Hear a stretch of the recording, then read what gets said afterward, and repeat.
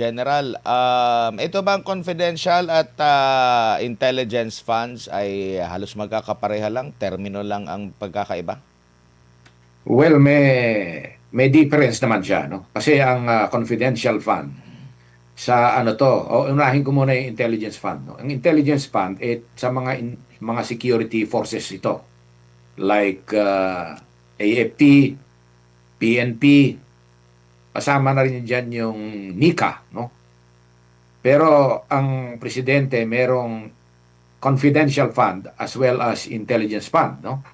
Which is 4.5 billion. Ngayon, ang confidential fund naman, ito yung nasa GAA allocated on a yearly basis na lump sum ito purposely para sa gamitin ng mga national government agencies, ng LGUs, GOCC, no? So, ang mga meron yan, example is, ito nga, yung si Presidente, Confidential and Intelligence Fund, meron siya, 4.5 billion. No? Ang Office of the Vice President naman ay meron noong 2022 hanggang 2023, I think. No? But thereafter, wala na. So, yun ang difference nila sa gamit. No? At saka hindi ginagamit ng mga civilian agencies, no? Itong sa government, yung intelligence na term. So kaya ginawa nilang confidential fund. Although may similarity when it comes sa mga activities like surveillance activities na in line sa kanilang performance of their mandate and operation. Specifically, nakasaad doon yung pertaining to peace and order as well as national security.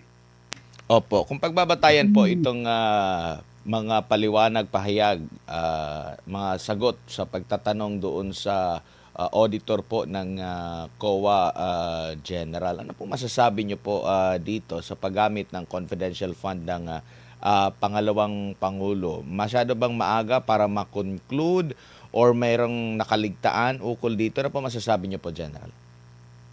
Well, although wala kang specific na tinanong doon sa marami kasi, no? Napakinggan ko kanina, no? Although yung live, hindi ko napakinggan, pinakinggan ko kanina pagdating ko dito sa bahay.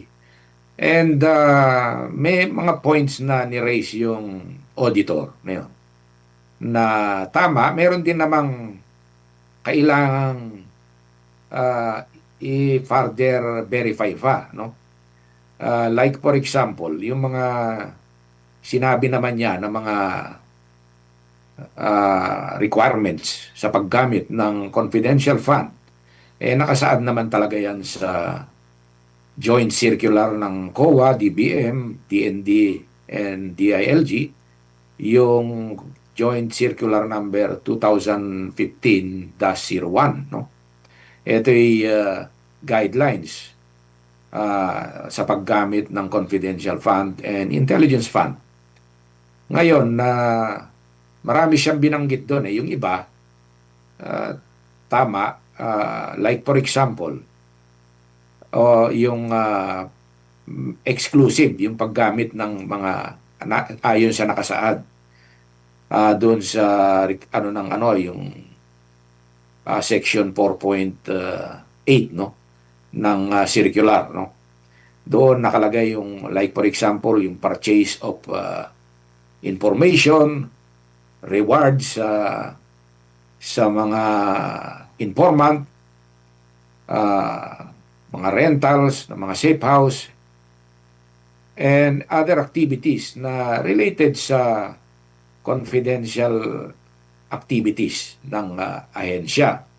Meron lang akong ano doon, may binanggit siya na hindi raw ayon yung ano, yung I think 10 million traveling expenses, no.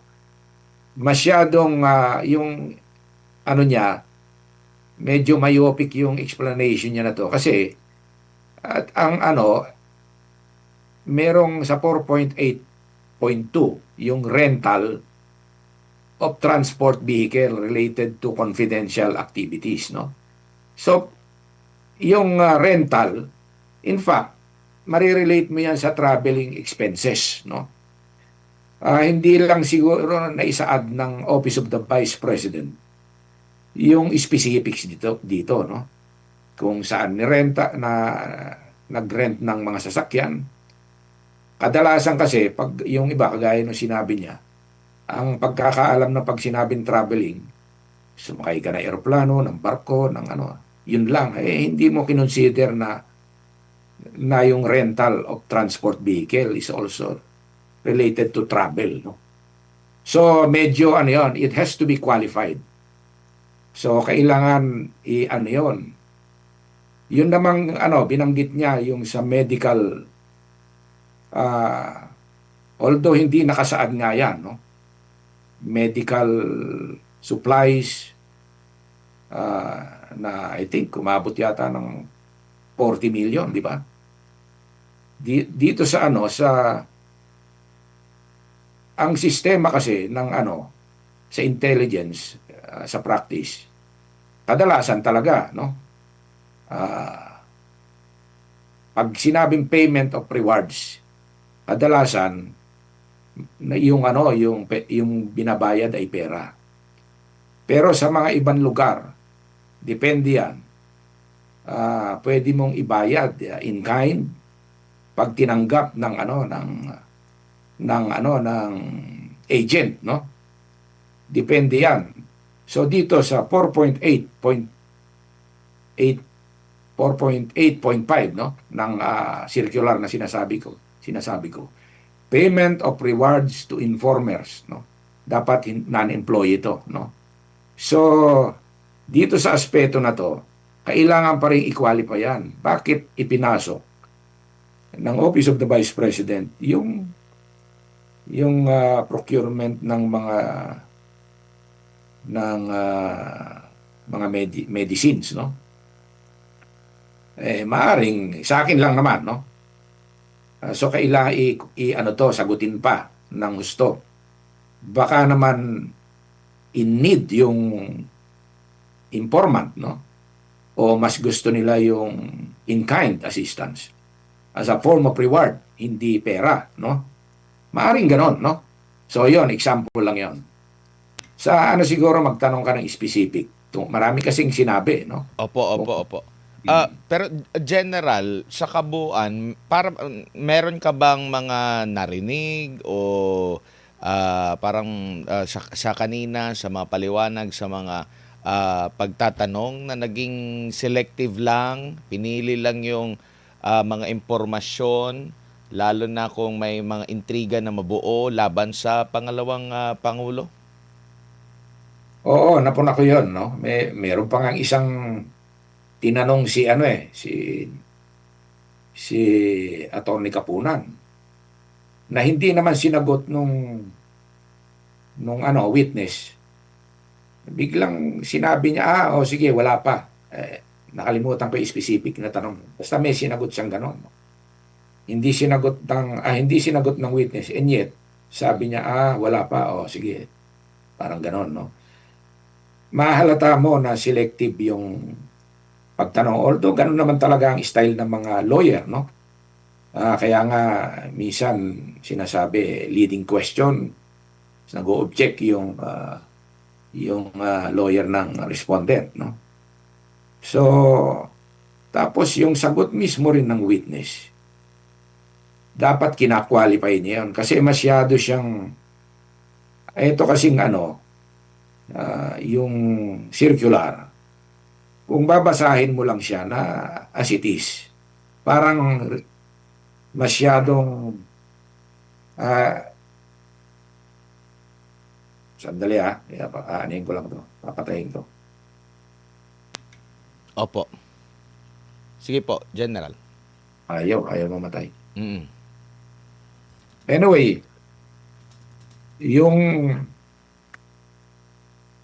kung babasahin mo tong ano, yung circular, ay parang yun na lang talaga. Meron namang mga ibang meaning dito, no? Kagaya nung yung sa ano, sa parang sinabi niya na nung pag magre-report ka, as if dapat i-report mo lahat. In fact, sa circular mismo, may nakalagay dyan na yung mga confidential information, hindi mo na kailangang ilagay sa report mo. Yung ano, yung sinasabi niya na physical and financial plan, general statement yon, no? Of course, yung program and activities, nando doon, general statement lang yon. Hindi mo sasabihin yung blow by blow na gagawin mo doon, no? May mga objective ka, ilalagay mo. So, tapos yung pagre-report, siguro dapat siguro pagdating sa panahon na sa depensa, baka maaaring ilabas yan ng ano ng defense, no? Na yung mga hinahanap nila ay nandiyan naman sa ano sa office lang mismo. In fact, nakalagay kasi sa circular na dapat yung mga confidential information nasa security ng mismong office, no, na humahawak nito. Nasa vault. So, pero yung isa pa, yung example, yung binanggit yung Mary Grace Piatos, no? Yung Andy Lim, no? Obvious naman na talagang code yon, mga alias. Pseudonym yan. Hindi yan sa mga intelligence operation kasi. Gumagamit talaga ng mga aliases, ng mga codes. Kasi very risky dahil yan mga agent yan.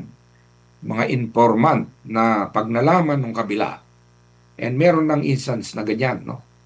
Nung may isa kayong kasama na nagkwento niya na nung na-reveal yung pangalan nung informant, dati code lang or alias, pinilit nung OPAP na ilabas.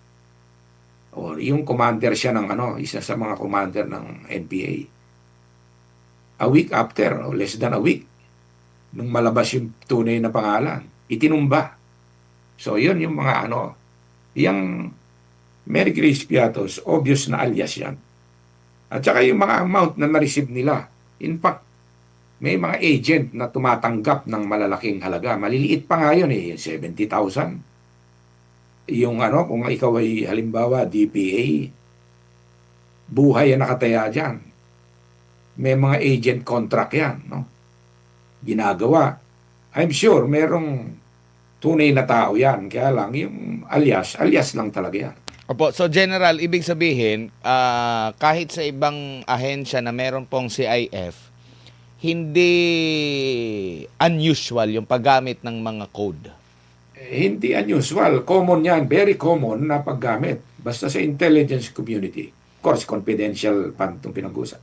Pero sa practice, sa intelligence community, ay talagang, ako nga, nung nasa ISAP, meron akong code, meron din akong alias, no?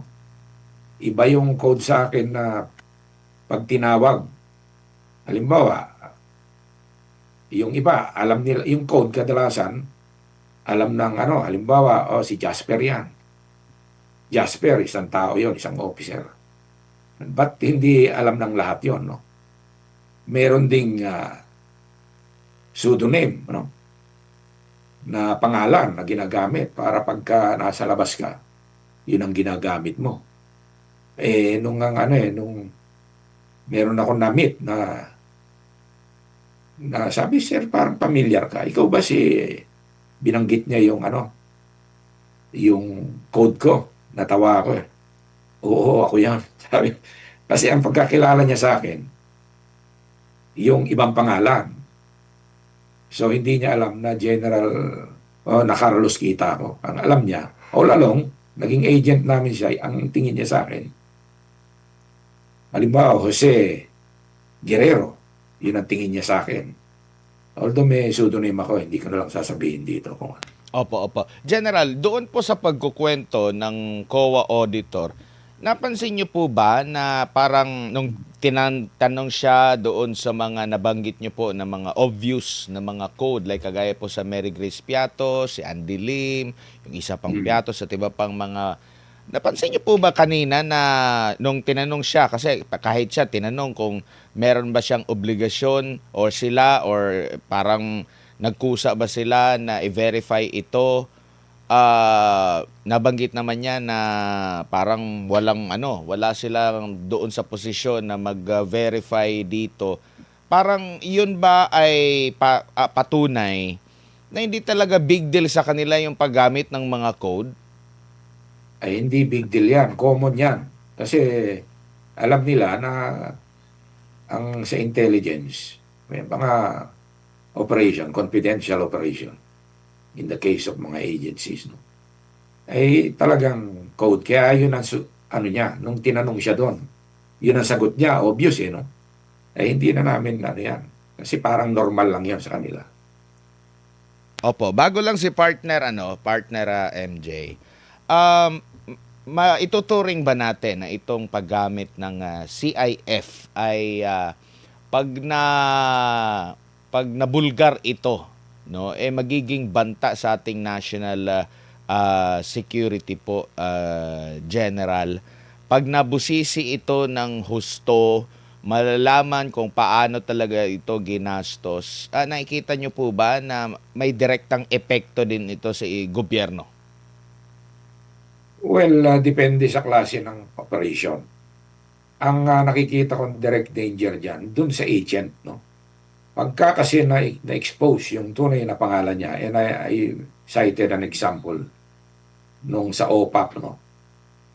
Ay namatay yung ano, yung may code name na yon dahil na-reveal. Kaya pala pinilit na alamin ah, dahil gusto nilang malaman, itumba. Ayun nga, itinumba. Ang delikado dito yung mga agent, no? And sigurado, hindi papayag yung ano dyan. Kung ako ang ahensya, hindi ako papayag na i-reveal yan, no? Kasi delikado, no? So, mahirap yon isa publiko. In terms of national security, siguro kung hindi naman i-reveal yung details ng operation, no? Ah, hindi naman siguro may endanger. Pero pagka ni-reveal mo yan, halimbawa, kasi gaya sa, ang isa-cite ko, example is yung sa intelligence community. Kasi ang confidential fund lang naman, ginaya lang yan sa, sa intelligence, no? So, yung mga practices ng intelligence community, pinapractice din yan sa ng confidential operation, no? So, dapat hindi talaga i-reveal yung details ng operation. But meron yan, definitely, meron yan sa opisina. In our case, sa ISAP, no, nung nandoon ako yung group commander ng counterintelligence. At that time, no, kami nag-burn out actually yung Oakwood, no. Kaya na-preempt sila, kaya umalis sila, yung move nila napaaga, no. Kami nag-expose niyan. And malalim na operation yan na may mga DPA kami. So anyway, delikado pag ni-reveal yung detalye. Pero kung mga mga general statement, kaya nga doon sa sinasabi na physical and financial plan na requirement na isubmit. Ano lang yon, program and activities, very general statement. Tapos may objectives. Hindi siya yung detalyado na kagaya ng case operation plan. Kasi yung details niya nasa case operation plan. Yung iba gumagawa niya, no? Pero kung matagalan, ay talagang may case operation. Tapos may napuna lang ako. Yung sinabi nung witness na nagtataka raw siya bakit last quarter of 2022 tapos yung ibang acknowledgement receipt ay January, no? although yung iba malayo na masyado, December, I don't know kung typographical yun. Pero nangyayari po yan, no? Kasi dapat maintindihan ng tao yung tinatawag na obligated funds at saka yung liquidated funds. Pag obligated, halimbawa yung fourth quarter, nai-ano mo na yan, nai-allocate mo na. O ito, paggagamitan to, payment ito sa agent. Nag-ano na siya, on his own, gumamit na siya ng pera niya. Babayaran na. Kumbaga, committed na to. Itong pondo na to, committed na. Yun ang obligated, no? So, committed na siya. Hindi pa nagagastos, pero obligated na. Kumbaga sa contract, nagkapirmahan na kayo ng contract. So ngayon, ang susunod niyan is yung liquidation, no? Yung liquidation, eto na yan talagang payment itself. Pwedeng mangyari yan and talagang nangyayari yan sa lahat ng ahensya ng gobyerno. And may mga certain duration yan, no? Na dapat nababayaran na certain period. Merong extended payment nga yung cash budgeting kasi tayo ngayon, no? Meron tinatawag na 3-month extension para halimbawa naisara mo yung na obligate mo nung December. Pero pwede mong bayaran siya next month, January or February or even March. So ganon. Pero yung pagkabanggit niya, para bang total violation na. Hindi po. Mali Opo. po yun. Opo, parang ang dating general. Magandang gabi sir, si MJ po ito. Parang may mali siya, no? Pero sir, Oo. Normal yun sa sa ahensya. opo, yung issue kasi dito, ang anggulo nila, general, yung 125 million ginastos daw in 11 days. Meron po akong incumbent governor. Nakaupo ngayon, general. May confidential funds din. Kanyang tanggapan. Mantakin mo, ang gastos niya sa confidential funds, mahina daw yung 50 million a day. Anong tingin mo dun, sir? Anong rango, anong niya? Position? Governor, sir. Governor. Gobernador ng probinsya. Grabe, no? Oo. Laki pala ng- malaking, Hindi ko- malaking probinsya ito, general. Dito po sa bansa. Ang sabihin ko na lang, yung question ng 11 days, no? Yung 11 days po. Sinasabi. Actually, if iti-trace natin, nirelease ng DBM yata yan ng 20, I don't know, basta ano yan inapprove na i-release muna ng Office of the President. I think December ba yan or November, ano? Tapos nirelease ng DBM, no? So, yung paggamit niya actually a week after nung ma-release, which is normal sa mga ahensya. Pagdating kasi ng November, December, nagkukumahog na yung mga yan. So, kumbaga, kung meron silang mga pondong remaining, pag hindi nila na-obligate, kumbaga na-commit, no? O hindi nila napirmahan yung kontrata na assuming yung kontrata 100 million. Pag hindi mo napirmahan yon, yari ka dahil hindi mo na dahil hanggang katapusan lang ng taon. Ang nangyari dyan is inobligate nila. Madali lang yan. Yung iba, 2 days nga lang 2 days, 3 days, 4 days. Normal po yan sa mga ahensya. Yung mga remaining funds nila. Opo. Ibabato ko sa iyo. Bakit nag-release ang Office of the President ng ganong kalaki?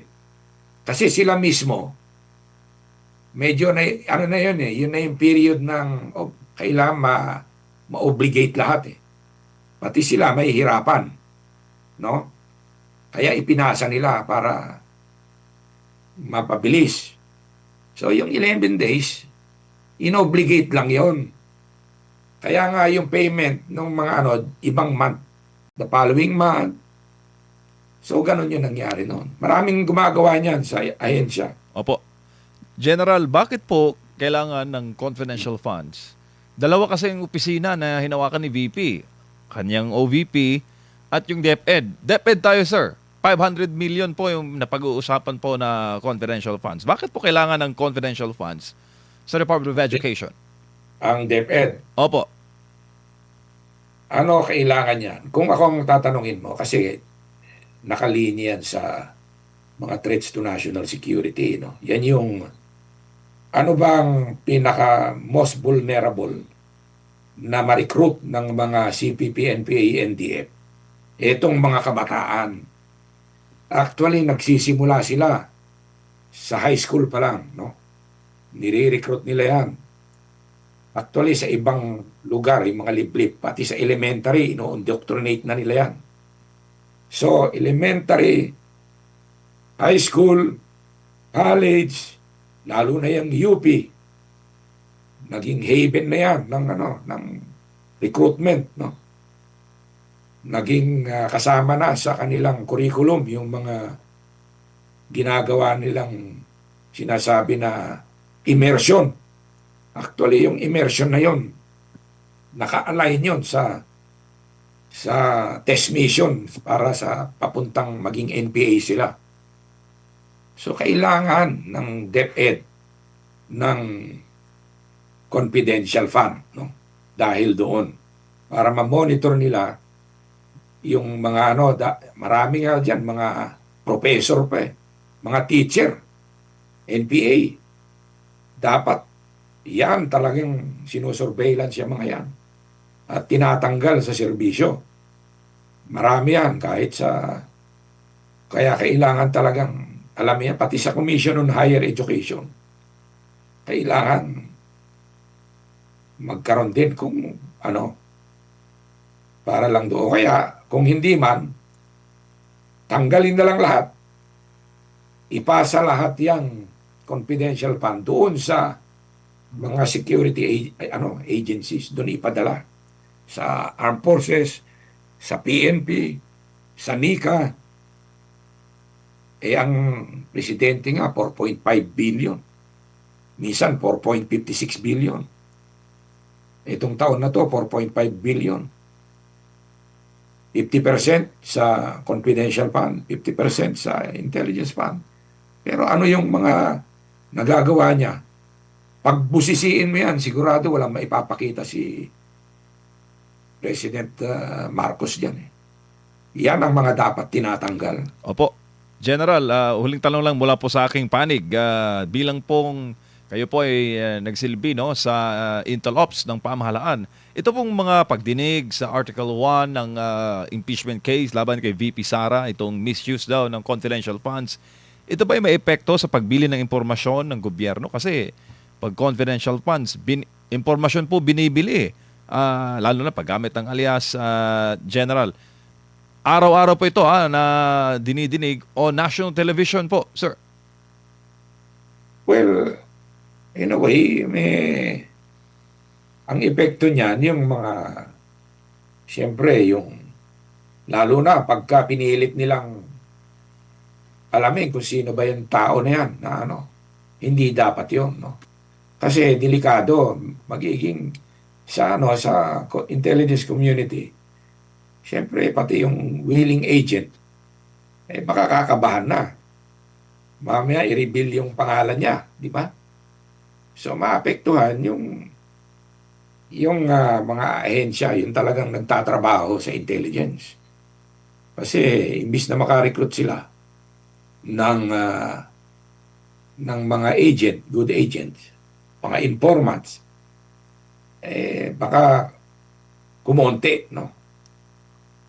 And i-emphasize ko rin, sa pag-recruit kasi ng agent, iba-iba ang motivation niyan.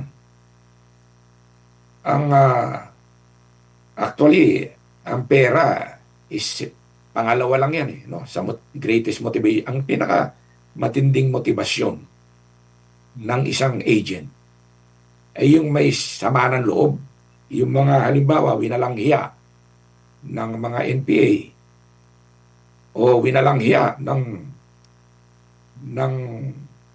armed forces, yung pamilya Assuming na ganun nangyari, kaya mas madali silang ma-recruit ng NPA. Ganon din sa pag nag-recruit kami, yung motivation niya, galit pala siya sa NPA dahil pinatay yung mga magulang. Kahit walang bayad yon, pwedeng maging agent yon.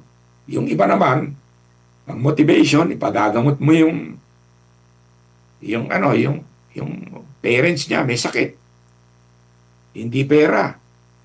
O kaya gustong ipasok yung kanilang kamag-anak sa trabaho. Kaya nga, hindi naman sinabi yung reward dito. Although sabi, payment of reward. Doon sa na ang presumption is pera yon dahil payment ang sinabi. Pero you can pay using in kind. Ginamit yan sa barter trade, di ba? Opo. So kung ang gusto ng payment sa kanya gold. Sir, gusto ko gold ang payment sa akin. Ay hindi tatanggap ng pera yon. So I don't know kung ba't gamot. Siguro motivation ng is makatanggap ng mga para sa community nila. Di ba? Opo, General, kanina parang ipinamukha ng nasa prosecution sa tulong ng witness na bukod tangi si VP Sara Duterte na merong confidential fund sa OVP.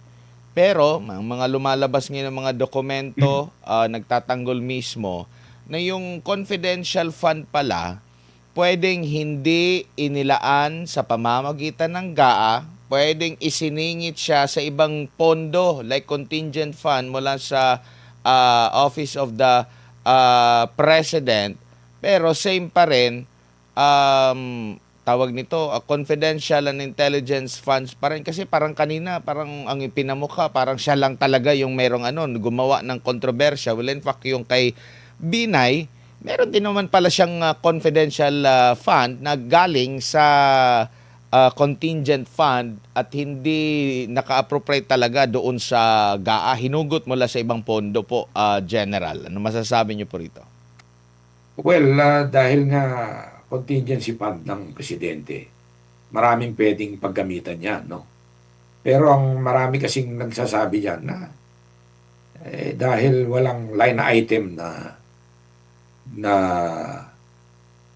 confidential fund nung taon na yun, kaya dapat daw hindi pwede. Pero sabi naman ng iba, hindi, contingency fund nga yan. Pwede yan kahit saan gamitin. Yan naman ang purpose ng contingency fund.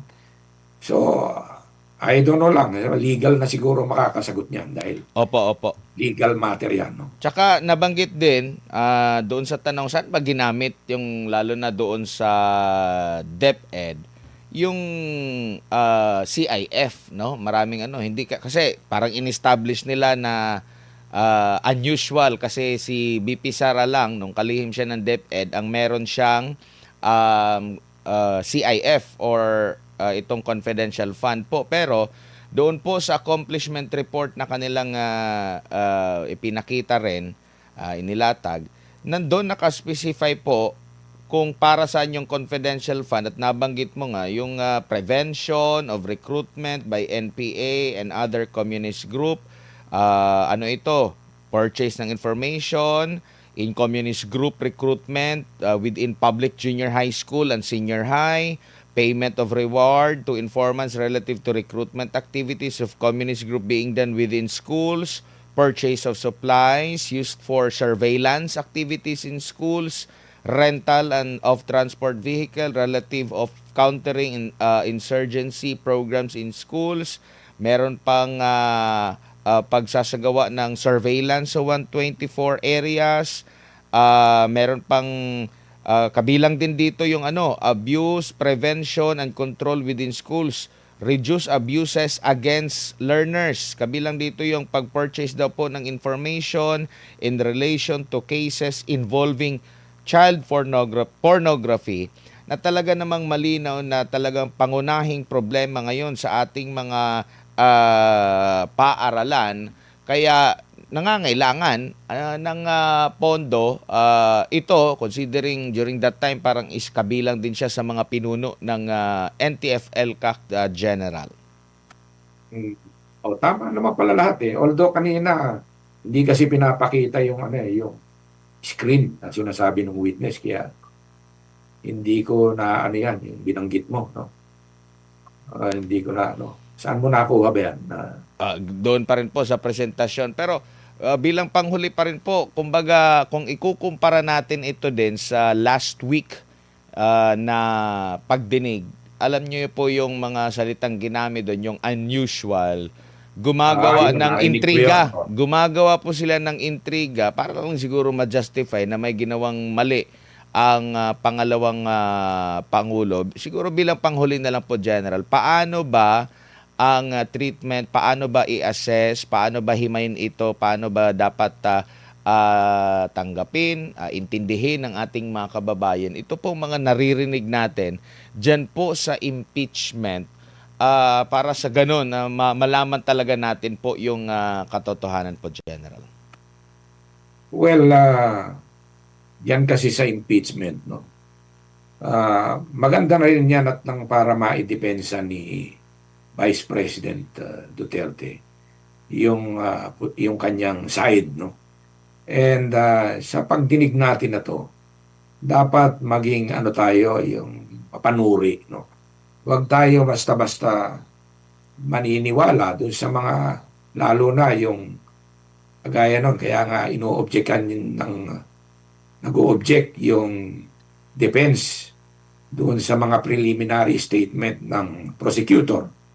Kasi kinukonclude agad nila. Kaya yung objection talagang sustained, no? Sabi si De Lima nga, no? Pinatigil dahil mali naman talaga yung ginagawa niya. Violation yon. You cannot make any conclusion. Sa kanya, gumawa agad siya ng ng conclusion, hindi pa nga nagsasalita yung witness. Ang kailangan, ang witness talaga ang ang ating pakinggan. And pagka may narinig po tayo, mag-research din po tayo, no? Kasi kadalasan, lalo na pag witness,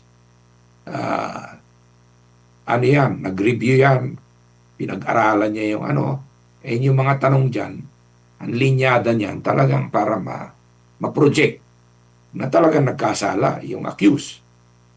So, but it doesn't mean na talagang nagkasala. Like yung paggamit ng word na unusual, although mukhang yung witness naman nun maganda nga clarify niya. Kasi ang gustong palabasin ng prosecutor suspicious yung unusual. Binigyan ng tamang kahulugan din naman na malabas na yung unusual lang siya pero hindi siya illegal, hindi siya suspicious. So maging mapanuri tayo at wag tayo basta-bastang madala ng emosyon. Pakinggan din po natin ang depensa. And alam naman po natin ang talagang mas matinding nakawan na nangyayari. Ako, Opo. kung personally tatanungin nyo, of course, baka isipin nyo, bias ako, pero sa totoo lang, lumalabas na ginagawa lang nitong pandiflect sa true issue, yung widespread corruption sa flood control, pinatigil nila.